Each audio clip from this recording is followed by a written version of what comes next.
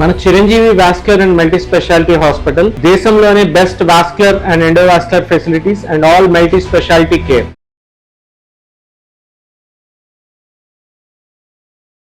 నమస్తే, welcome to Suman TV. నేను మీ కృష్ణవేణి. థైరాయిడ్ ఒకప్పుడు ఇది చాలా తక్కువగా వినిపించే పదం, థైరాయిడ్ సమస్య ఉంది అనేది. బట్ ఇప్పుడు ఏజ్తో సంబంధం లేకుండా, ప్రాంతంతో సంబంధం లేకుండా చాలామంది థైరాయిడ్ సమస్యలతో బాధపడుతున్నారు.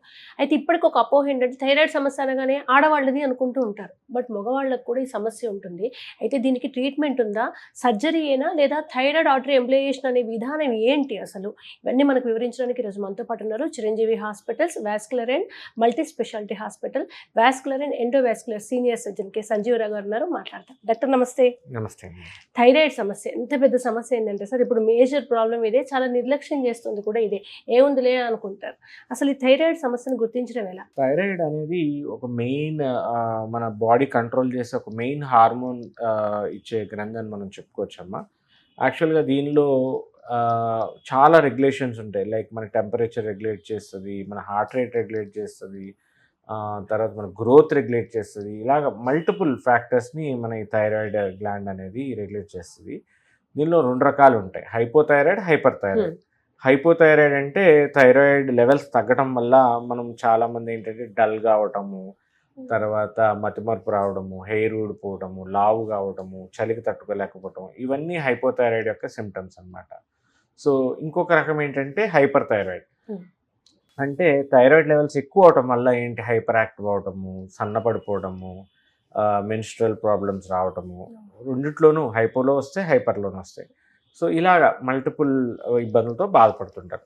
కామన్గా మనం చూసే థైరాయిడ్ ప్రాబ్లం అంటే హైపోథైరాయిడిజం అనమాట. అంటే థైరాయిడ్ యొక్క హార్మోన్ సరిగ్గా మనకి రిలీజ్ అవ్వట్లేదని మనం చెప్పుకోవచ్చు. సో దీన్ని హైపోథైరాయిడిజం అంటాం. ఇంకొక రకం ఏంటంటే గాయిటర్ అంటాం. అంటే థైరాయిడ్ యొక్క గ్రంథి సడన్గా వాయటం జరుగుతుంది. ఇది ఆటో ఇమ్యూన్ కారణాలతో కూడా జరుగుతుంది. ఇదివరకు మనకి ఈ గాయిటర్ అనేది అయోడిన్ డెఫిషియన్సీ వల్ల ఎక్కువ చూస్తూ ఉండేవాళ్ళం. మన ఇండియాలో అయోడిన్ డెఫిషియన్సీ ఎక్కువ ఉండడం వల్ల గాయిటర్ అనేది కామన్గా చూస్తున్నాను. ఈ రోజుల్లో మనం అంత గాయిటర్ చూడట్లేదు, ఒకప్పుడు చూసినంత. ఇప్పుడు అంత ఐడోస్ సాల్ట్ కానీ అందరికీ అయోడిన్ మీద ఒక అవగాహన రావడం, ఇవన్నీ వల్ల మనకి ఇప్పుడు గాయిటర్ కన్నా హైష్మోస్టోస్ థైరాయిడ్ అంటే ఆటో ఇమ్యూన్ థైరాయిడైటిస్ అనేది కామన్గా చూస్తున్నాం. ఇంకో కొంతమందిలో ఏంటంటే థైరాయిడ్లోనే కొన్ని నాడ్యూల్స్ అంటే ఒక చిన్న చిన్న ముద్దల్లాంటివి తయారవుతాయి అన్నమాట, గడ్డల్లాంటివి. సో దీన్ని థైరాయిడ్ నాడ్యూల్స్ అంటాం. సో ఇవి ఇనీషియల్ స్టేజెస్లో బెనైన్గా ఉంటాయి.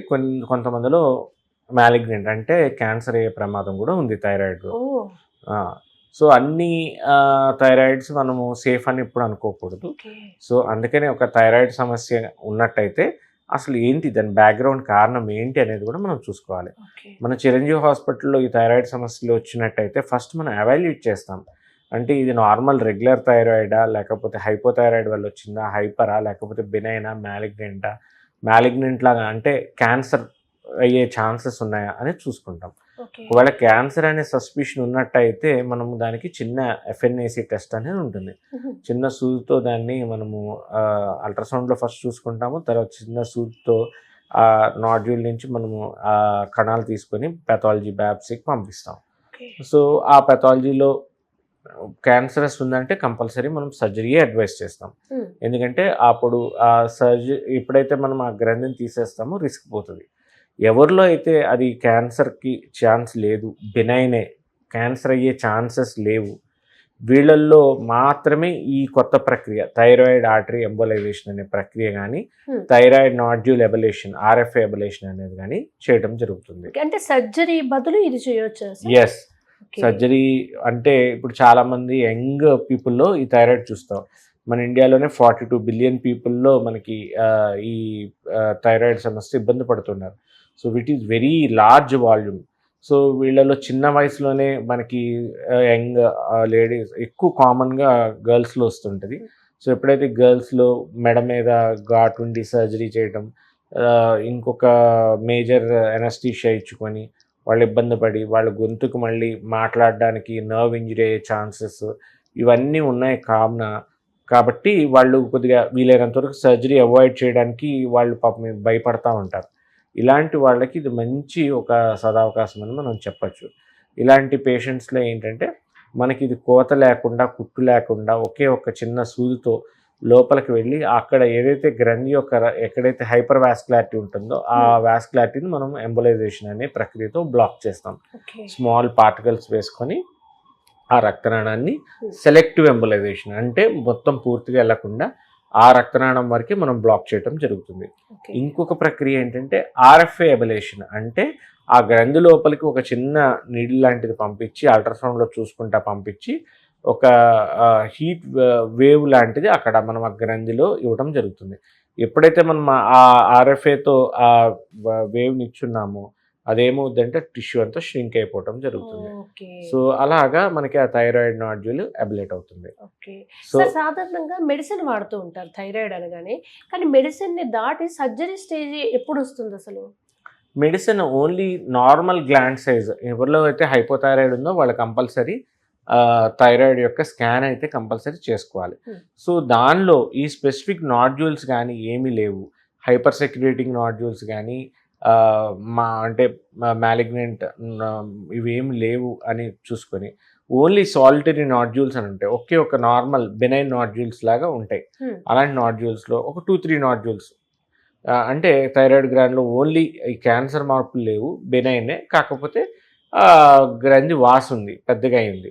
అది థైరాయిడ్ సిమ్టమ్స్ ఉండొచ్చు, ఉండకపోవచ్చు. కొంతమందిలో ఏంటంటే కాస్మెటిక్ మెడ మీద పైన ఒక గడ్డలాగా ఉండడం కూడా మంచిది కాదు కదా, వాళ్ళకి చూడడానికి కూడా బాగోదు. సో అది అలా వదిలేస్తే మనము అది రేపు పొద్దున్న ఇంకా ప్రమాదం అయ్యే ఛాన్సెస్ ఉన్నాయి. కాబట్టి అలాంటి వాళ్ళల్లో మనము ఈ ప్రక్రియ ద్వారా మనం ట్రీట్మెంట్ ఇవ్వడం అనేది జరుగుతుంది. ఓకే.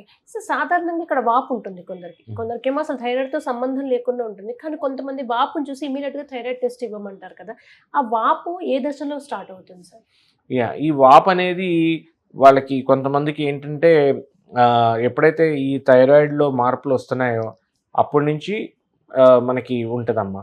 ఇంకొంతమందిలో అసలు థైరాయిడ్ టెస్ట్ చేస్తే మార్పులు కూడా ఉండాల్సిన అవసరం ఏం లేదు. నార్మల్ థైరాయిడ్, యూథైరాయిడ్ స్టేటస్ అంటాం. అంటే వాళ్ళల్లో థైరాయిడ్ స్టేటస్ నార్మల్గానే ఉంటుంది, ఓన్లీ ఫిజికల్గా సాలిటరీ నాడ్యూల్ ఉండడం వల్ల బయటికి ఒక గడ్డలా కనిపిస్తుంది అనమాట. అది ప్రమాదకరమేమీ కాదు. అది ప్రమాదకరం ఏమీ కాదు. కాకపోతే అది మనం వాళ్ళని నెగ్లెక్ట్ చేస్తే అది పెద్దదవుతున్న కొద్ది మనం ఊపిరి వెళ్ళే గొట్టం ఉంటుంది కదా, అలాంటి దాన్ని నొక్కుతున్నా, లేకపోతే ఇంకొంచెం హార్మోన్స్ రిలీజ్ చేస్తున్నా, హార్మోనల్ ఇంబ్యాలెన్స్ కారణమవుతున్నా, అప్పుడు మనం తప్పనిసరిగా దానికి ట్రీట్మెంట్ అయితే చేస్తాం. ఓకే. హార్మోన్స్ కు సంబంధించి థైరాయిడ్ ఇష్యూ ఉన్న వాళ్ళు మేజర్గా ఇంపాక్ట్ అవుతూ ఉంటారు కదా సార్, ఎటువంటి లక్షణాలు ఉంటే ఇమీడియట్ గా థైరాయిడ్ టెస్ట్కి రావాల్సి ఉంటుంది? ఫస్ట్ మనం క్లినికల్గా చూసుకోవాలమ్మా. ఇప్పుడు నేనే వాస్కులర్ సర్జన్, చాలా మంది పేషెంట్స్ నా దగ్గరికి కాళ్ళు వాపులతో వస్తుంటారు, ఫిమేల్స్, యంగ్ గర్ల్స్. సో ఎందుకు వాస్తుందని కూడా కామన్గా అడుగుతాం. ఇప్పుడు అంటే రెండు పక్కల కాళ్ళు ఈ వాస్తున్నాయి, చేతులు కూడా వాస్తున్నాయి, మొహం ఉబ్బుగా ఉంటుంది. సో లేకపోతే వాళ్ళు చేసుకోవాల్సిన పని వాళ్ళు చేయలేకపోతున్నారు, ఫెటిగ్. సో ఇలాంటివన్నీ ప్రాబ్లమ్స్ ఉన్న వాళ్ళల్లో మనం ఈ థైరాయిడ్ సమస్య ఉందని మనం గుర్తిస్తాం అనమాట.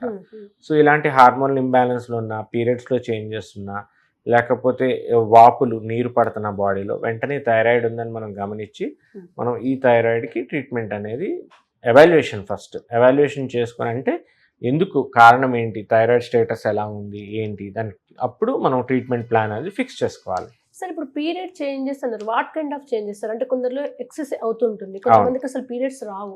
ఏ టైప్ ఆఫ్ అయితే థైరాయిడ్ అనుకో? థైరాయిడ్లో 2 సమస్యలు ఉంటాయమ్మా. మీరు అన్నట్టు 100%. కొంతమందికి ఎక్కువ పీరియడ్స్ రావడం జరుగుతుంది, కొంతమంది అసలు పీరియడ్స్ రాకపోవడం కూడా జరుగుతుంది. సో ముఖ్యంగా హైపోలో అయితే పీరియడ్స్ అనేది చాలా తక్కువలో చూస్తూ ఉంటాం. కాకపోతే స్పెసిఫిక్గా ఇదేనా అనేది ప్రాబ్లమ్కి మనం ఎవాల్యుయేట్ చేసుకోవాలి. కొంతమంది పీసీఓడి కూడా ఉంటుంటుంది యంగ్లో, హార్మోనల్లో. సో ప్రాపర్గా మనం ఎవాల్యుయేట్ చేసుకొని ఏదైనప్పటికీ కూడా మనం ఒక థైరాయిడ్ అనేది కంట్రోల్లో పెట్టుకుంటే మన రెగ్యులర్ హార్మోనల్ థింగ్స్ అన్నీ కూడా కరెక్ట్గా వెళ్తాయి అన్నమాట. అంటే ఇది ఆడవాళ్ళకే ఉంటుందా సార్ సమస్య, మగవాళ్ళకి కూడా? ఇద్దరికి ఉంటుందమ్మా, ఆడ మగ అని లేదు, కానీ ఎక్కువ గర్ల్స్లో చూస్తుంటాము, ఆడవాళ్ళు ఎక్కువ చూస్తుంటాము.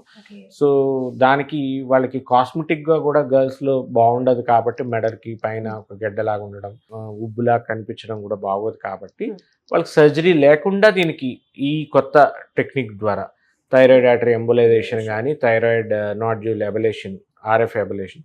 ఈ 2 ప్రక్రియల ద్వారా మనం ట్రీట్మెంట్ అనేది ఇవ్వటం జరుగుతుందమ్మా. Okay sir. ఇప్పుడు మన దగ్గర చిరంజీవి హాస్పిటల్‌లో ఎంతోమంది వచ్చి ఉంటారు కదా! మీకు కొంచెం టఫ్ అనిపించి సక్సెస్ అయిన కేస్ ఏదైనా ఉందా? అమ్మా, ఇది యాక్చువల్గా మన చిరంజీవి హాస్పిటల్లో చాలా ఛాలెంజింగ్ కేసెస్ అవుతుంటాయి. రీసెంట్గా కూడా ఒక కేసుకి యాక్చువల్గా అయోర్టిక్ ఎన్యూరిజం ఉన్న కేసుకి వాళ్ళకి మనము carotid to carotid bypass surgery చేశాము. సో అంటే ఈ కెరోటిడ్ నుంచి ఇక్కడ రక్తనాళం, బ్రెయిన్కి వెళ్ళే 2 రక్తనాళాలని ఇటు నుంచి ఇటు రక్తనాళం చేసి ఆయన ఒక యోగా మాస్టర్ గారు అనమాట. ఆయనకి రక్తనాళం 2 వల్ల చిట్లిపోయింది బీపీ వల్ల. సో దానికి లోపల ఉన్న గొట్టం వేరే కృత్రిమ గొట్టం పెట్టుకొని ఎండోవాస్కులర్ టీవార్ అంటాం అయోర్టిక్కి, అది చేసుకొని కెరోటిడ్ టు కెరోటిడ్ బైపాస్ చేసాం. ఇంత మేజర్ సర్జరీ చేసుకున్న ఆయనకి ఎవాల్యుయేషన్లో థైరాయిడ్ నాడ్యూల్ ఉందన్నమాట. అది సైజ్ పెరుగుతూ ఉంది. సో థైరాయిడ్ లెవెల్స్ ఆల్టర్ కూడా అవుతూ ఉన్నాయి. సో దానికి ఎవాల్యుయేట్ చేసుకుంటే కంపల్సరీ థైరాయిడ్ నాడ్యూల్ గ్రోత్ పెరుగుతూ ఉంది. ఆయన 2-3 ఇయర్స్ నుంచి ఫాలోఅప్లో ఉన్నారు. డాక్టర్ గారు, నేను ఆల్రెడీ ఇంత పెద్ద సర్జరీస్ జీవితంలో అన్నీ చూసేసాను, మళ్ళీ ఇక్కడ ఇంకొక సర్జరీ అంటే నేను థైరాయిడ్ సర్జరీ చేయించుకోలేను, ఎందుకంటే ఇంకో రక్తనాళాలు కూడా అక్కడ కొత్త ఆర్టిఫిషియల్ మీరు వేసిన రక్తనాళాలు గొట్టాలు ఉన్నాయి, నాకు సర్జరీ కాకుండా వేరే ఆప్షన్ ఏదైనా ఉందా అని అడగడం జరిగింది. సో ఆయనకి వెంటనే మనం ఈ సూదితో థైరాయిడ్ నాడ్యూల్ అబలేషన్ అనేది చేయటం జరిగింది. సో నేను మా ఇంటర్వెన్షన్ రేడియాలజీ డాక్టర్ గారు కలిపి మనము ఆ ప్రొసీజర్ అనేది చేయటం జరుగుద్ది, ఆర్ఎఫ్ అబలేషన్. అది చేసినప్పుడు ఎక్కడైతే సెలెక్టివ్గా మనం ఆ థైరాయిడ్ గెడ్డ ఉంటుంది నాడ్యూల్, దాని లోపలికి మనం పెట్టి ఒక వేవ్స్ లాంటివి ఇస్తామన్నమాట, ఆర్ఎఫ్ఏ వేవ్స్. దానివల్ల ఏంటంటే ఆ గ్రంథి కుచించిపోయి మళ్ళీ ఆయన నార్మల్ స్టేటస్కి రావటం జరిగింది. అండ్ ఆయన నార్మల్గా చేసుకుంటారు. వెంటనే it's a day care procedure అనమాట. ఇప్పుడు చేసుకుంటే ఇంకొక 1 అవర్లో 1 or 2 అవర్స్లో ఇంటికి కూడా వెళ్ళిపోవచ్చు. అంత సింపుల్ ప్రొసీజర్ అడగబోతున్నాను. సర్జరీ అంటే దానికి ముందు ఒక ప్రాసెస్, తర్వాత ఇన్ని రోజుల రెస్ట్, ఇదంతా ఉంటుంది. యాక్చువల్గా ఇప్పుడు నేనే వచ్చాను మీ దగ్గరికి ఆ ప్రాబ్లంతో, మీరు చూసారు, అమ్మ దీనికి అవసరం సర్జరీ, మన దగ్గర ఎమ్యులేషన్ ఉందని, కానీ నేను అడ్మిట్ అయిపోయి చేసేసుకుని వెళ్ళిపోవచ్చు. అంత సింపుల్గా ఉంటుంది, ఏముండదు. ఒక చిన్న ఇంజెక్షన్ ఇచ్చినట్టు ఉంటుంది, మీకు అర్థమయ్యే భాషలో చెప్పాలంటే ఒక చిన్న ఇంజెక్షన్ అక్కడ చేసినట్టు ఉంటుంది అంతే. ఆ అబలేషన్ ప్రాసెస్ ఇంకా సింపుల్ ప్రాసెస్. డైరెక్ట్గా డైరెక్ట్గా మనం ఒక చిన్న నీడిల్ పాస్ చేసి ఆ వేవ్స్ ఇవ్వడం జరుగుతుంది. సో అంత సింపుల్ టెక్నిక్తో మనము ఇబ్బంది పడే పేషెంట్కి వెంటనే ఒక ప్రాబ్లమ్ని తీర్చడం అనేది ఈజీగా చేయొచ్చు. Super sir. ఫైనల్గా మన ఆడియన్స్కి మీరు ఏం చెప్తారు? చిరంజీవి హాస్పిటల్లో ఇటువంటి ఎంతోమంది పేషెంట్స్కి మీరు నయం చేశారు కనుక, భయపడుతున్న వాళ్ళు ఉంటారు, రిస్క్ అనుకుంటున్న వాళ్ళు ఉంటారు థైరాయిడ్ సమస్యను, అండ్ క్యాన్సర్ దాకా వెళ్ళక ముందు లేదా థైరాయిడ్ తీవ్ర స్థాయి రాకముందే ఏ జాగ్రత్తలు తీసుకొని ఇక్కడ దాకా రావచ్చు. ఎవరిలో అయితే ఇలాంటి ఇబ్బందులు పడుతున్నారో ముందుగానే మన చిరంజీవి హాస్పిటల్కి వచ్చినట్టయితే చిన్న స్కానింగ్తో ఎవాల్యుయేషన్ చేయడం జరుగుతుంది. దాంతోపాటు హార్మోనల్ అనాలిసిస్ కూడా చేయడం జరుగుతుంది. మన ఫిజిషియన్ డాక్టర్ గారు, మేము అందరం కలిపి will take a call on it. And then ఇప్పుడు ఈ సమస్య కానీ ఉన్నట్టయితే చిన్న ట్రీట్మెంట్, అది ఒక చిన్న నీడిల్తోనే ట్రీట్మెంట్ చేస్తాం, సర్జరీ లేకుండా అడ్వాన్స్డ్ టెక్నిక్తో మనం ట్రీట్మెంట్ చేసి పంపించేయడం అనేది జరుగుతుంది. Okay, thank you so much sir. Thank you.